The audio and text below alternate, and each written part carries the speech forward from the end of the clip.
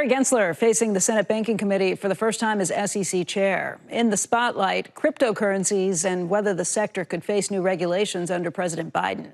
Right off the bat, Gensler said he does not think the U.S. has enough investor protections in crypto finance. I think it's more like the Wild West. I've asked the SEC staff, working with our fellow regulators, the Commodity Futures Trading Commission, the bank regulators, the Treasury as well, using our current authorities, how can we best bring investor protection to these markets?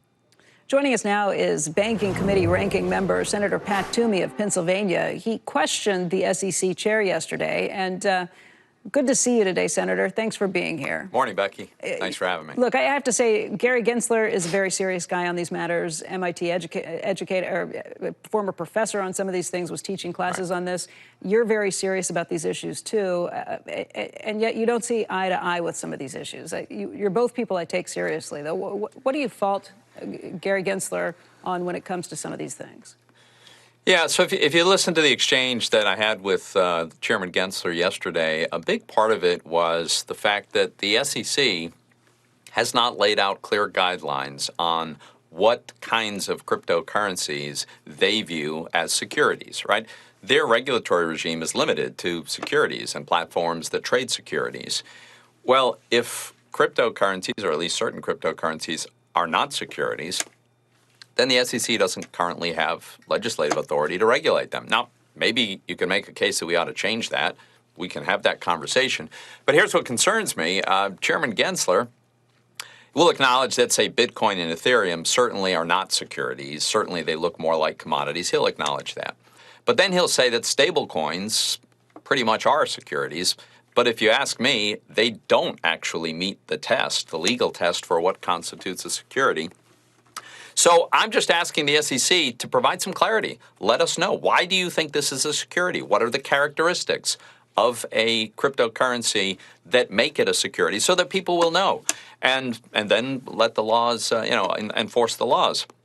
Maybe we need to make some changes. I'm not in the camp that thinks that there should never be any kind of regulation over any cryptocurrency. That's not my position at all. But I do think there needs to be transparency and objectivity about what we're doing here. And the SEC is taking enforcement actions without first having laid out how they interpret, how they apply existing securities law to this really, really important and innovative new category of finance. Innovative it is, and it's been hard for the regulators to keep up. You understand that, it often is hard for regulators to keep up with the pace of innovation. He makes a point in saying it's the wild, wild west out there. I mean, we saw earlier this week the Litecoin situation, that fake release that went out and said that Walmart was going to start accepting it.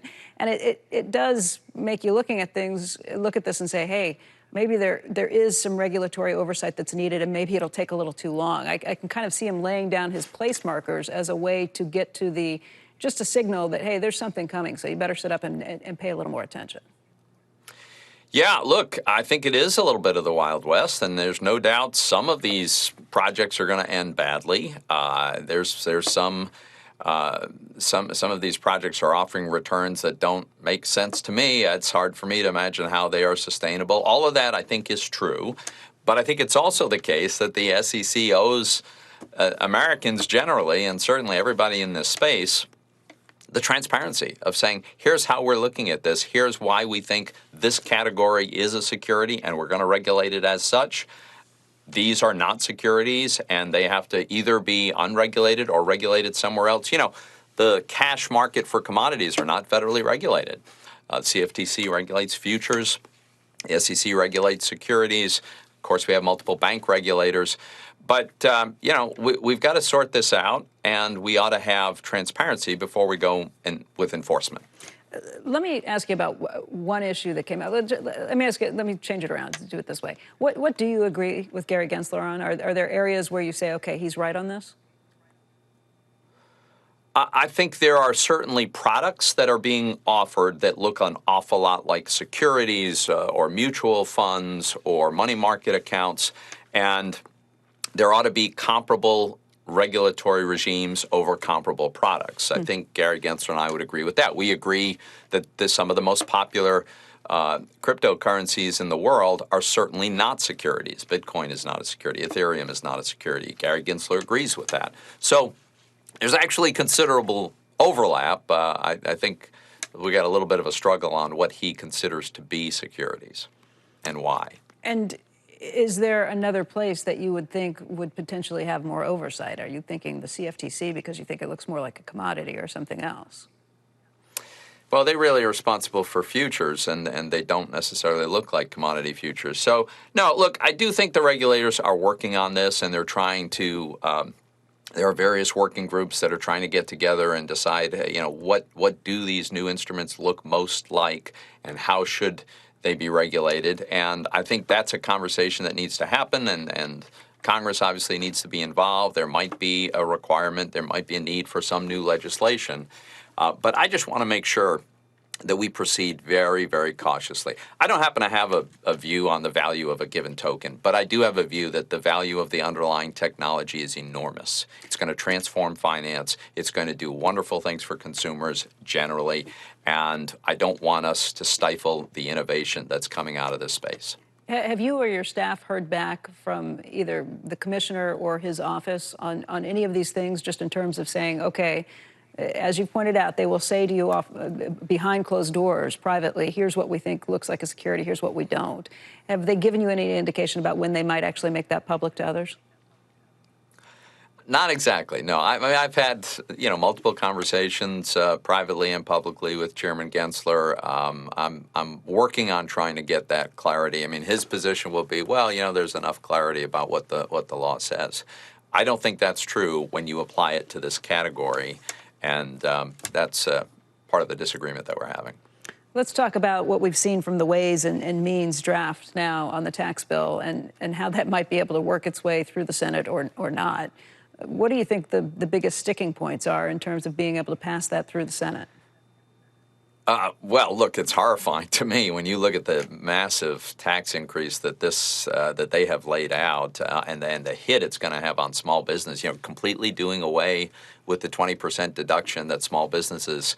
We put that into the 2017 tax reform to create some kind of rough parity between pass-through small businesses and C corps, which got an explicit tax reduction, right? A rate reduction in the corporate rate.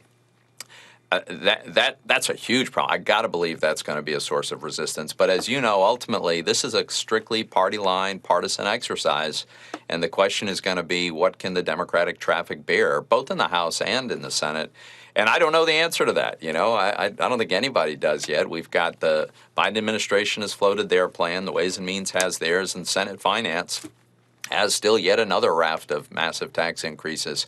How they sort through all this and settle on something that can hold every last Democrat senator and almost every single Democrat House member, I don't know how they're going to do that. One thing that a lot of people haven't maybe paid much attention to is the wash sale rules that are in the House Ways and Means version of this that would say that for any cryptocurrencies, for any commodities, for any currencies, that if you were to sell them immediately, you couldn't buy them back and then still get the tax benefits from taking a loss on any of those things. That seems to make sense, especially when you're dealing with something that's so volatile like a cryptocurrency. Would you at least sign off on something like that? So I thought we had some existing wash sale rules, and I'm not sure how exactly they intend to change it. So I'm not familiar with the details of that particular provision. That's pretty deep in the weeds. And one of the There's a lot of stuff deep in the weeds here. The more I read, that's the more right. I find. You're right. And the thing of it is, Becky, we don't know whether that's going to survive on the Senate side. We don't know whether it even survives in the House. This is just a draft that's been released by the Committee of Jurisdiction in the House. So I'm not sure how that's going to play out in the end. The more I read, the more I'm surprised by it. But yes, I think we will have many of these conversations. Senator Toomey, thanks for being with us today. It's good to see you. Thanks for having me, Becky.